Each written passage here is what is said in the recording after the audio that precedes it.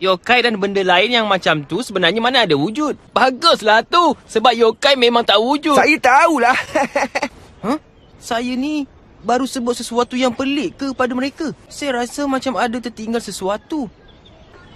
Biarkan je lah. Yokai! Yokai! Whisper! Cibandian! Ya betul! Yokai Watch! Saya nak Yokai Watch semula tak kira apa pun. Yang itu... Kezo, awak buat Yokai Watch? Sebab saya yang gunakan Yokai Watch. Apa? Saya dalam masalah besar sekarang. Saya nak tahu kenapa awak berhenti untuk membuatnya. Dengan cita, hati dan semangat, saya akan hukum yang jahat dan selamatkan dunia. Raja Pejuang, Gutsman. Ini cucu saya? Tidak, tak mungkin. Kejap, saya tak perlukan bantuan awak. Dan kawan, bukan mudah nak berkawan dengan sesiapa pun. Dunia adalah kawan saya, pemimpin kepada dunia. Semua orang!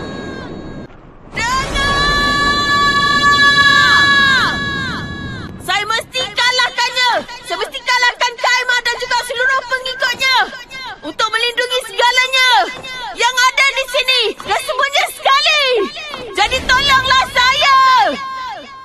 Saya minta pada awak semua. Tolonglah jadi kawan saya.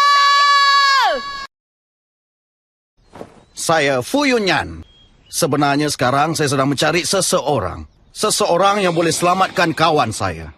Saya nak awak tolong saya cari kawan saya yang menentang Kaima. Awak tahu, kawan yang saya nak tolong tu adalah orang yang sangat luar biasa.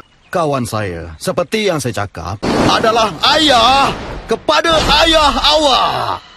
Kezo Amano. Sekarang ni, mari kita kembali ke 60 tahun lepas. Apa? Oh, itu dah melampau. Awak dah hancurkan hati saya. Manusia jenis apa awak ni, ha? Bisa. Apa? Awak serius ke? Ada kuasa misteri yang menyebabkan perkara misteri berlaku. Kami terperangkap dalam satu situasi misteri. Siapa mereka tu? Saya cuba cari siapa mereka. Satu perkara yang pasti ialah kehadiran mereka di sini tak baik untuk dunia ni. Apa? Tiup?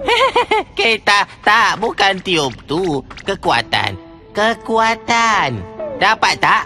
Ya tentu ada di sini. Tengok ni, apa yang beri kuasa pada pahlawan adalah kekuatan. Ia mengelilingi dan menembusi kita. Dan ia mengikat alam semesta bersama. Kenapa awak perlukan saya? Saya cuma lalu di sini, itu aja. Tak ada bar coklat sebagai manisan ke? Nah, coklat.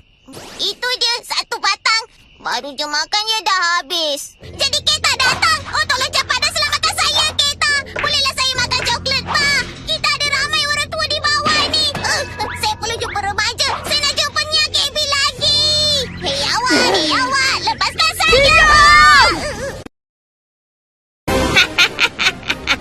Kamilah orang yang curi Yokai Watch awak tu. Saya tak sangka mereka meretas masa dan berjumpa dengan budak tu. Saya setuju tu. Tapi kita mesti laporkan pada Tuan Ubau ni. Iya, dan sekarang cuma masa saja yang menentukan sebelum kami ambil alih seluruh dunia ni. Jangan risau tentang tu. Mereka semua macam tikus. Mereka tak jadi ancaman. Ini bukan sesuatu yang kita boleh uruskan dengan mudah. Rancangan hebat kita cipta kebencian di kalangan manusia dan biarkan mereka bunuh diri mereka. Nampaknya ia takkan ke mana-mana. Ini tak macam saya. Saya rasa diri saya terlalu teruja. Walau apapun, kalau awak gagal buat peningkatan, saya takkan maafkan awak. Ianya cukup jelas tak? Awak serius ke ni? Saya dah cuba padamkan semua jejak Yokai Watch dari sejarah. Dan sekarang awak kata manusia dan Yokai adalah kawan? Tak mungkin!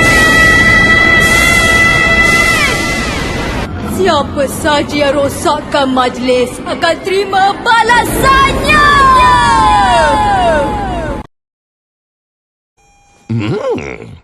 Episod Gutsman hari ni memang sangat hebat lah. Saya boleh bagi tahu awak semua satu perkara. Bila awak hadapi bahaya yang hebat, awak boleh gunakan ni. Tapi awak tak boleh buka hingga tiba masa yang betul. Tapi kegunaannya, semuanya ni bergantung kepada kepekaran awak juga.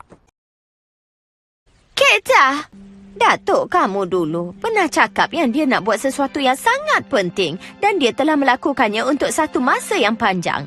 Dia tak akan mengalah. Dia bagi tahu nenek dia nak siapkannya. Ia adalah janji antara nenek dan cucu nenek. Datuk kamu tu adalah seorang yang sangat bijak dan kuat dan dia juga seorang yang tampan. Walaupun macam tu, dia tu memang degil macam keldai. Nenek nak kamu ambil ni. Apa ni? Dari semua medal yang dia ada, ini adalah kegemaran datuk kamu.